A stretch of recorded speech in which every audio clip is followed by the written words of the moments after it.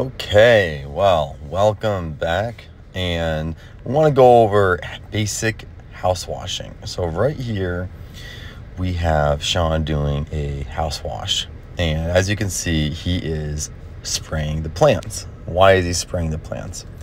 Because we use some different chemicals. We use primarily a little bit of bleach and water inside of that bucket that he's carrying. And so the bleachy water is essentially doing all of the cleaning. So he is diluting all of the bushes with water first. So it's very important to spray all of the bushes with water first, just like he is. So he's not spraying chemicals right now. He's spraying water.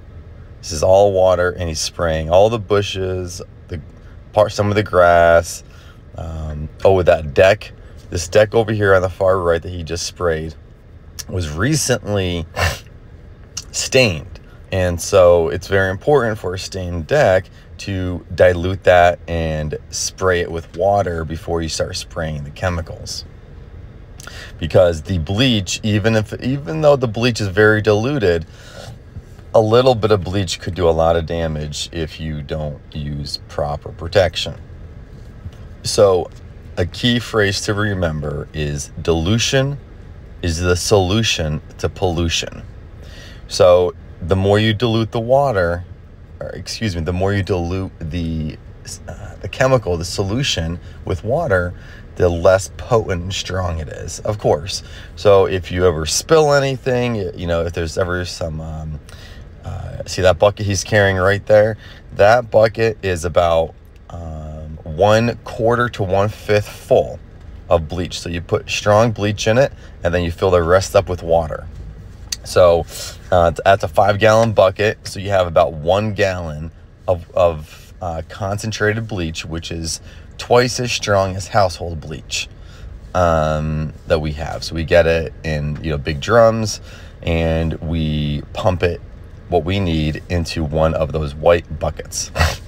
There's a couple different ways that we could wash a house, and we'll go over different videos. This process is called an X-Jet. So we have a 5-gallon bucket of chemicals right there. As you can see, it's about a 4-to-1 ratio, and it's just enough to lift the dirt and grime off of the home. And you can see the siding he's already sprayed the siding. He soaped it earlier. Right after he sprayed the bushes, he sprayed the house with the chemicals, and you can see all the chemicals have done the work. Now he's rinsing again. It's very important, when you spray the house with chemicals, always start from the bottom and work your way up. So we're gonna skip over here in just a second and continue to watch him.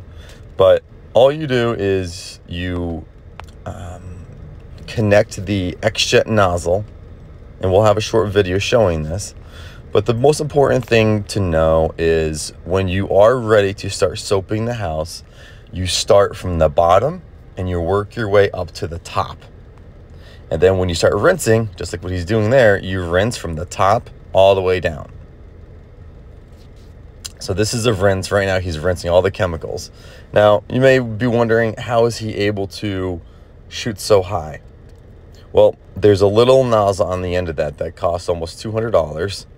And when you put that on there, it enables our pressure washer to shoot 40 feet high, and we can go above that chimney, or at least reach the tip of the chimney. And so really it's the chemicals and the nozzle doing all the work. So again, it's just rinsing. Now rinsing takes a little bit longer, the longest part. So again, rinse. See, he has rinsing the bushes. You want to rinse the bushes, the vegetation, before you start spraying chemicals, after you spray chemicals, and even during. So spray the vegetation, all the vegetation, with water, get it diluted. Spray the house with the chemicals from the bottom all the way to the top. Want to let it sit there for just about a minute or so, a couple minutes, depending on how really dirty it is. And then you start rinsing from the top all the way down. You don't want to use a lot of pressure, because if you use a lot of pressure on vinyl siding, you could cause a lot of damage. You could oxidize the siding, you could put holes in it. You gotta be very careful. So we'll have another training video on, you know, how to see how we just put his hand there and decrease the pressure. By twisting the nozzle, it decreases the fan, like it makes it a fan tip or a concentrated like pointer tip. Okay, now spraying the outside of the house, we got to make sure we spray the deck right there. We did that, and now we are rinsing right here. So we sprayed up top, and now we're rinsing everything. Again, rinse from the top all the way down. So you see, we can hit it pretty far. I mean, we're probably like 15-20 feet outside, not even on the deck, and we're hitting the gutter pretty easily. So, you know, getting those gutters clean is very easy. They come out great. And that makes a big difference. We get them pearly white for the customers. Okay, now on to the front of the house. The front of this house is actually made out of stucco. So it's not vinyl siding, and so it's a little bit more stubborn and to clean, but usually doesn't get really dirty anyway. But again, the soffits and the flashing, the fascia, all the white parts of the house we're spraying right up there, that gets, you know, really clean with the chemicals, because they usually get very dirty. It's white, so it's gonna show dirt a lot easier. So we come in and clean that off, and it looks great. Spray the brick and everything. You'd be surprised how much dirt gets off there, and you spray inside the house. Never spray doors directly, front doors ever. Only use water to rinse them. It's best just to not even do the front door usually, just because if you accidentally do some damage, it's going to be in a bad spot. So again, just always use caution, have respect for the power washer and the equipment that you're using, and just go slow and think about what you're doing and ask questions. You know, and after a couple of jobs, you'll have so much muscle memory in doing them.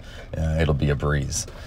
So again, same process for each side. Soap from the bottom all the way to the top, let it dwell, then start rinsing from the top down, diluting the vegetation before, during, and after. That's it. That's the basic mechanics of a house wash. Spray the window frames. You just want to get every nook and cranny. I mean, just think of it as like a bath for your house. We're just washing everything from the outside of the gutters all the way down. And gets all that dirt, grime, cobwebs, bird poop, anything organic. Now, what's not going to come out is inorganic stuff.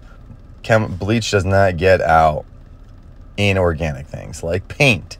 If someone has paint splatter on their house, or if they have rust, it's very common for homes to have some rust stains on, you know, in different parts, because there's metal on their house, just like, you know, aluminum on the gutters. And there's different parts that people, you know, on window frames, that if it's like a not as high of a quality metal, or whatever the situation is, if it gets rained on or harsh or whatever, there can be several parts of the home, if it's an older home especially, that have kind of like an orangish color to it, like a line going down, that is just rust or oxidation. If it's oxidation, you know, we're not able to get that out with a standard house wash process. Now there's chemicals for anything. We have degreasers and oxidation removal processes, but that's not included in the house wash price and service call. So that's how we do with that. Now he just filled up his chemicals. One of those buckets, those 5-gallon XJet buckets, you see he's spraying water in it now. So he put a gallon of mix in it, of bleach in it, and now he's filling it up with the hose. It's probably hard for you to see because it's way up there, but you can use the power wash water as long as you take the nozzle off, and you could fill the XJet bucket when the chemicals are in it and to dilute it. And so, you know, he's just doing some touch-ups. A lot of times when you rinse the bushes, soap the house, rinse the house, you know, rinse the bushes again, and then you go back to the other side. And then a lot of times when you come, you'll come back around and see that you need to apply more chemicals to a certain part of the house. Like, even though he's on the side of the house, there's probably, a couple of spots on the front that may need to be hit again. I think you already did this side, actually. So he's doing touch-ups on this side. So a lot of times you spray one side and you have to come back and do it again. Again, very important. You see, you probably didn't notice it, but he twisted the nozzle to a fan spray because he's getting closer now. So when you're on like the bottom, like 7-8 feet of the home, you really do not want to use like a strong jet nozzle. You want to use a fan tip, so you're not putting a lot of pressure on it. So the tip is wider, so it's not going to do as much won't do any damage. So again, this is how we do it. Make sure you're always squeezing the trigger.